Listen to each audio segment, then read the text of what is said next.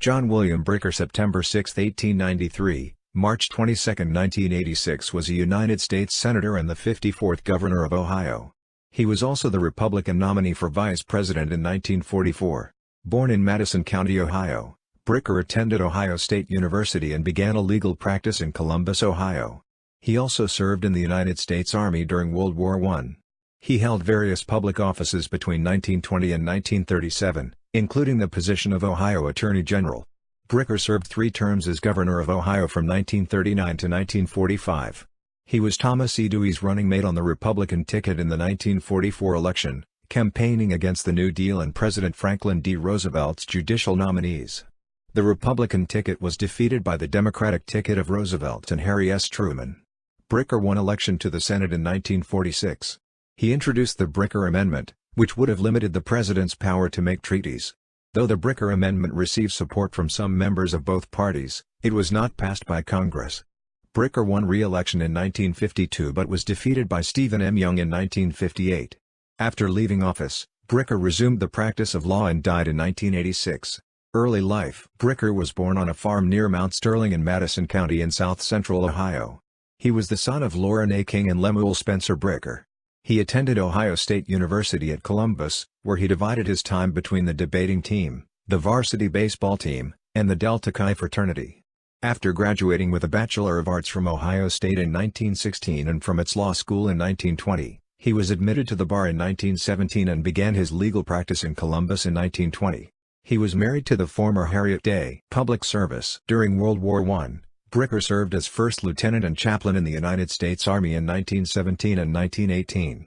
He was subsequently the solicitor for Grandview Heights, Ohio, from 1920 to 1928, Assistant Attorney General of Ohio from 1923 to 1927, a member of the Public Utilities Commission of Ohio from 1929 to 1932, and Attorney General of Ohio from 1933 to 1937. He was elected governor for 3 two-year terms, serving from 1939 to 1945, having each time won with a greater margin of victory. Bricker espoused a stance against centralized government, preferring to increase involvement in state and local governments, and made this known in his inaugural address as governor. There must be a revitalization of state and local governments throughout the nation. The individual citizen must again be conscious of his responsibility to his government and alert to the preservation of his rights as a citizen under it. That cannot be done by taking government further away, but by keeping it at home.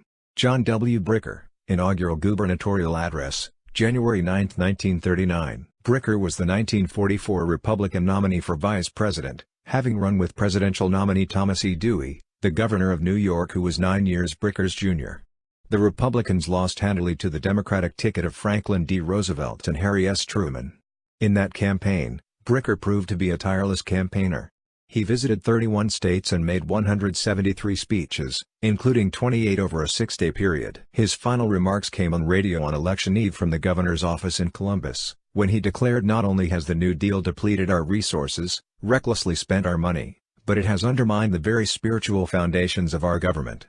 Though most of his campaigning was in New England, the Middle West, and the American West, Bricker even visited the then historically and heavily Democratic state of Texas, where in Dallas, he called Franklin Roosevelt a front for the Hillman Browder Communist Party, referring to the respective leaders of the Congress of Industrial Organizations Labor Union and the Communist Party of the United States of America political party.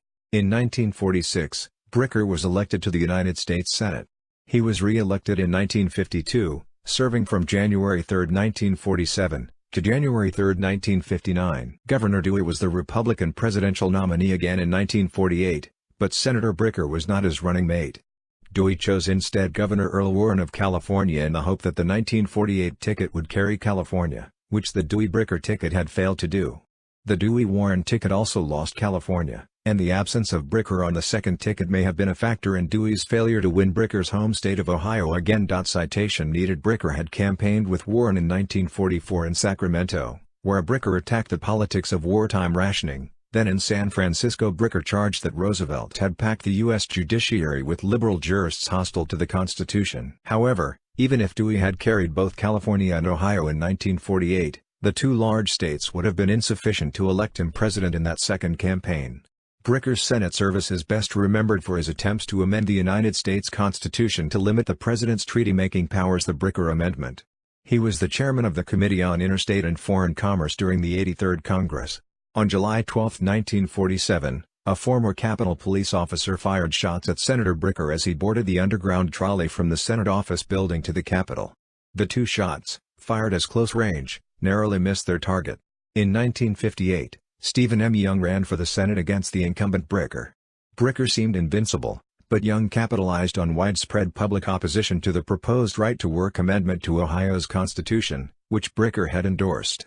Few thought that Young, 70 at the time, could win. Even members of his own party had doubts, particularly Ohio's other senator, Democrat Frank J. Lausch. In an upset amid a national Democratic trend, Young defeated Bricker by 52 to 48%. Bricker then retired from public life. Professional life and death. In 1945, Bricker founded the Columbus law firm now known as Bricker-Eckler. The firm now has additional offices in Cleveland and Westchester, Ohio. The Westchester office serves the cities of Cincinnati and Dayton. Bricker is now one of the 10 largest firms in the state of Ohio. After leaving the Senate, John Bricker resumed the practice of law. He died in Columbus on March 22, 1986 at the age of 92 and is interred there at Green Lawn Cemetery. Miscellaneous. Bricker Hall on the Ohio State University campus is named for him. The building currently serves as the home of many of the university administrative units, including the Office of the Board of Trustees and President Dr. Michael V. Drake. Bricker was a member of the OSU Board of Trustees from 1948 to 1969. The Bricker Building at the Ohio Expo Center site of the annual Ohio State Fair and many other events is named for him. The John W. Bricker Federal Building in downtown Columbus is named for him. In Philip K. Dick's 1962 novel The Man in the High Castle, set in an alternate timeline, Bricker succeeded John Nance Garner as the 33rd President of the United States in 1940.